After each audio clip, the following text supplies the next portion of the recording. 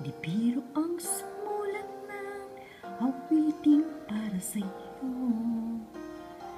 Para akong isang siraulo, hilo at lito.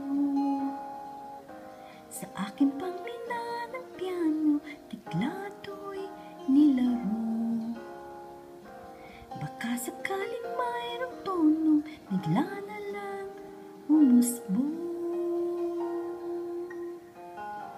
Tungkol saan naman kayang awitin para sa'yo? Di birong gawing sukat ang titik sa tono.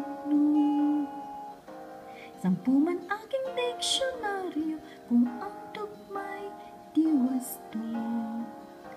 Basta't isipin di magbabago, damdamin ko sa'yo.